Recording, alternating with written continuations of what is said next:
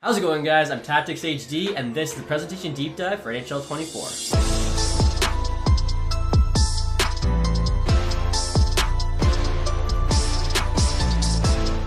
If you guys have never heard of me, I'm making NHL content on YouTube for over 10 years now, and last month I got to sit down with the lead presentation producer NHL, David Pritchett, where we talked about all the new features and changes to the upcoming game. Now, my first question was about the new Hype Moments feature and how it makes all the arenas in-game come alive. We've really kind of expanded out what we call, at least under the hood, the crowd engagement score, or the CES. So there's positive events, there's negative events. And as you kind of build up positive events, it really gets the home crowd kind of riled up.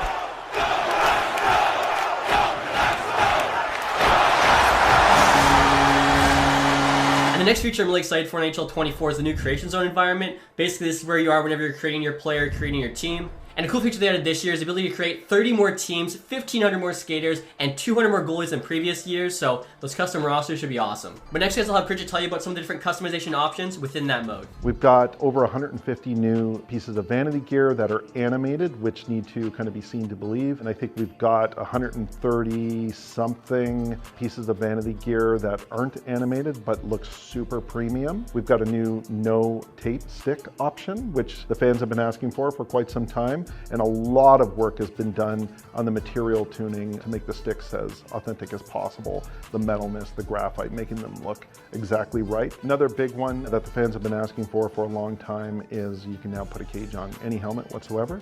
We've got the full visor supported as well. And also the skin material, not just inside of Creation Zone, but inside of the game itself. It looks better than it's ever looked before. It looks much more authentic. We spent a lot of time in the fine details of that skin shader to get it looking as authentic as possible. And it has to be the most drastic change of presentation in this year's game, guys, is the new Flex Moments. No longer are you celebrating from your regular camera angle, but you're actually up close and personal now on your player. I'll have Pritchett tell you the thought process behind that change. Previous years, we've allowed the user to celebrate, but it's always just been from the gameplay camera. So you're kind of just a few pixels celebrating on the screen. And if you look at, any images on Twitter, Instagram, whatever, of your favorite player celebrating, it's always like down low and up close, and you can kind of see the full body and the face. They're usually screaming kind of thing. We needed to capture that. So in offline modes like franchise and play now, the authentic modes, we have a selection of authentic celebrations that can be chosen, along with signature celebrations for certain players. And then inside of eShell, World of Chell, there's 75 new celebrations that are, some of them are pretty crazy, but one thing they all have in common is that they look awesome.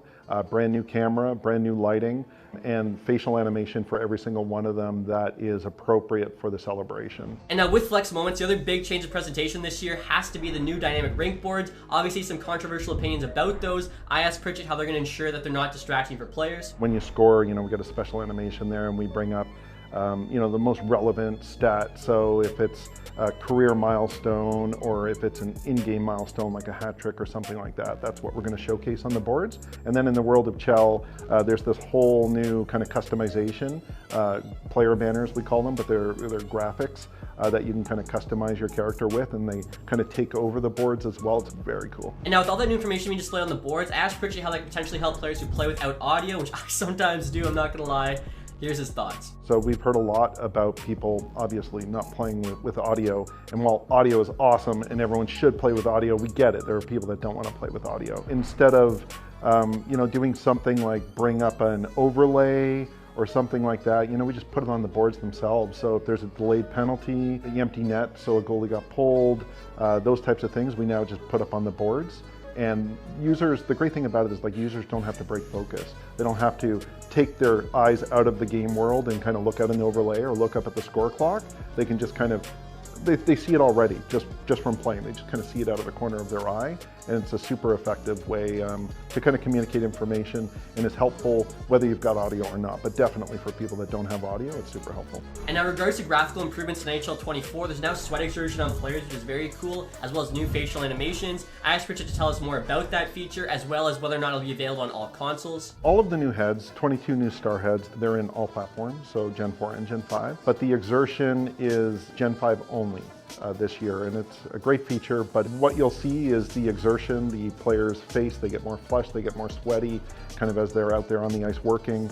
They get back to the bench, they take a little bit of break, kind of calms down a little bit, they jump back on, and starts all over again. So it's a very cool little detail to see, especially with some of the replays that we have that get kind of up close and personal with the players. But yes, Gen 5 only this year. Now, if you guys haven't heard yet, there's actually a new color commentator in NHL 24. It's no longer Ray Ferraro, it's now Cheryl Pounder. And I asked Pritchett to explain what made her the perfect choice for that role. Cheryl kind of came in at this last second, auditioned for us, and it was like, oh, she's meant to be working on this game. Well, it's incredible. You can tell that they are moving and shaking. They're getting the puck going north. They're transitioning so fast. And man, do they have their opponent on their heels.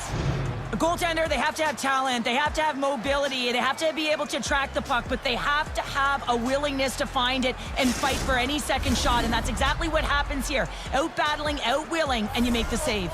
And now in addition to the new color commentary, guys, there's actually authentic tracks being used as part of the new face-off moments, and here you can hear Pritchett talk more about that. Face-off moments are pretty awesome. We're bringing authentic music back into the back end of the game, or the actual game itself. What we're really going for is authentic emotion, so we needed those authentic tracks, and we got some classic tracks like Darude Sandstorm, we got Tsunami by Dubs, Fits in the Tantrum, Hand Clap, and of course we've got Cha Cha Slide as well, which everyone's going to recognize. Cool thing about those last two are that there's crowd participation.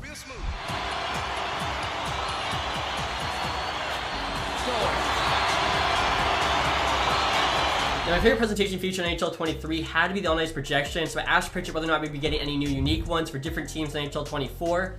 Here's what Pritchett had to say. We reached out to the teams that we didn't have an authentic on-ice projection for. So we've got Washington properly represented, we've got Montreal properly represented, we have the Seattle Kraken, which looks absolutely sick inside of the game, plus others as well. But yes, definitely an effort was made there to try to get away from some of those generic on-ice projections that we have for some of the teams and get as authentic as possible. And now finally here, guys, this is a big one for franchise guys like me. I asked whether or not the offline replays were returning to NHL 24.